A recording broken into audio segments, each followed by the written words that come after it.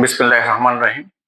সুপ্রিয় ফেসবুক বন্ধুগণ, আজকে আমি একটা বিষয় নিয়ে কথা আপনাদের সাথে শেয়ার করতে চাচ্ছি।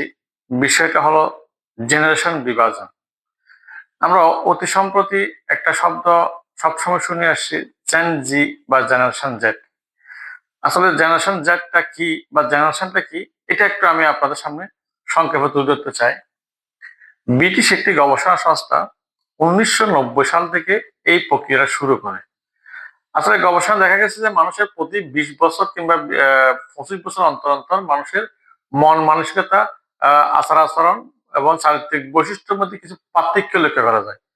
সেই সিনড্রোম গুলোকে বিবেচনা করে ব্রিটিশ একটি গবেষণা সংস্থা তখন থেকে এই জেনারেশন জিনিসটা প্রচলন করে। আমরা যদি ওনার শুরুতে দেখি, এই জেনারেশনটা কয়টা ভাগে বিভক্ত। আমরা প্রথমে দেখি 1900 সাল থেকে 1927 সাল পর্যন্ত এই জেনারেশনটাকে ওরা নাম দিয়েছেন জেনারেশন বি, অর্থাৎ জেনারেশন ব্লাইন্ড। তার মানে ওরা এই জেনারেশনটা ছিল অনেকটা একটু পিছিয়ে পড়া টাইপের জেনারেশন। ওরা এই জন্য এটার নাম দিয়েছে জেনারেশন বি। এরপরে 1927 সাল থেকে 1945 সাল পর্যন্ত এই সময়কাল জেনারেশনটাকে নাম দিয়েছেন জেনারেশন এস, অর্থাৎ জেনারেশন সাইলেন্ট।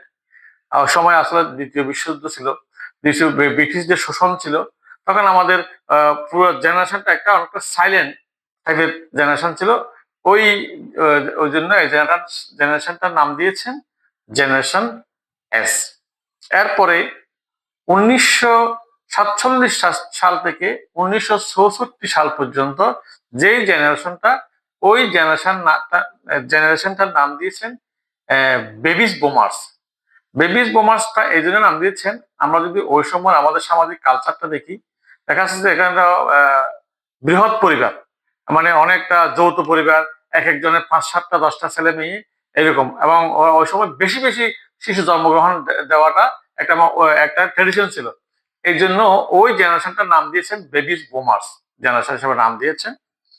এরপরে 1964 সাল থেকে 1980 সাল পর্যন্ত যে জেনারেশন, এই জেনারেশনটার নাম দিয়েছেন জেনারেশন এক্স বা জেনারেশন মিলেনিয়াম। এটা অনেকটা ওরা অ্যানালগ যুগে জন্মগ্রহণ করেছেন, ওরা তেমন প্রযুক্তির ছোঁয়া বেশি একটা পায়নি। এই ওই জেনারেশনটার নাম দিয়েছেন জেনারেশন এক্স।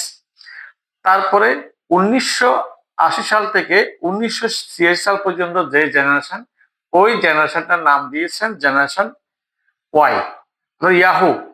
তখন থেকে আসলে আমাদের প্রযুক্তিটা ডেভেলপমেন্ট শুরু করেছেন, ইন্টারনেটের প্রচলন শুরু হয়েছে, কম্পিউটারের প্রচলন শুরু হয়েছে, এবং আমাদের একটা মানুষের মেন্টালিটির মধ্যে একটা অনেক পরিবর্তন আসছে।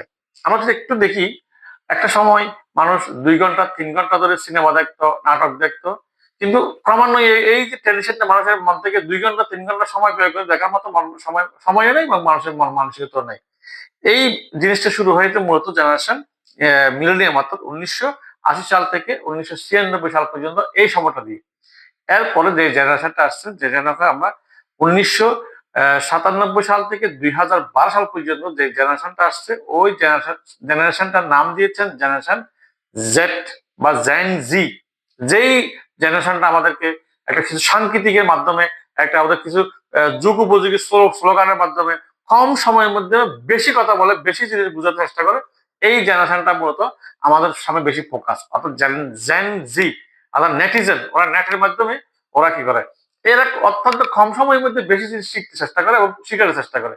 এই সময়ের মধ্যে যেমন 10 মিনিট স্কুল একটা প্রোগ্রাম আছে, এই ওরা চাচ্ছে, ওরা মনে করে ওদের জেনারেশনটা কম সময়ের মধ্যে বেশি জিনিস শিখতে চায়, সেই জন্য ওই 10 মিনিট স্কুলটাতে প্রচুর প্রচুর lakh lakh million million viewer কিংবা ওদের শ্রোতা রয়েছে।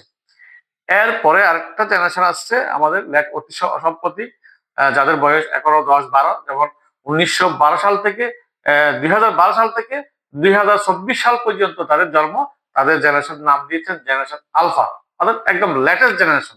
এটা আরো ফাস্ট। আমি যদি আমার বাচ্চাদের দিকে দেখি, ওরা আরো কম সময় বেশি করতে, ওরা প্রতি 15 সেকেন্ড অন্তর অন্তর সিদ্ধান্ত পরিবর্তন করে, মানে অত্যন্ত খুব কম সময় ওরা, মানে একটা মোবাইল একটা দেখছে, পাল্লাটা শর্ট করে শেষ করে, আরেকটাকে শর্ট করে শেষ করে, অর্থাৎ প্রতি 15 মিনিট 15 সেকেন্ড অন্তর অন্তর সিদ্ধান্ত শেষ করে, এই মন মানসিকতা। অর্থাৎ মানুষের আচার আচরণ, চারিত্রিক বৈশিষ্ট্য, মেন্টালিটির উপর নিয়ে এই জেনারেশন গুলো ভাগ করা হয়েছে। এই জিনিসটা আসলে আমাদের অনেকেই আমরা জানি না এই জেনারেশনটা কিভাবে আসছে। তো আমি আজকে এই জিনিসটা আপনাদের সামনে তুলে ধরলাম। আশা করি সবাই শুনবেন, উপকৃত হবেন।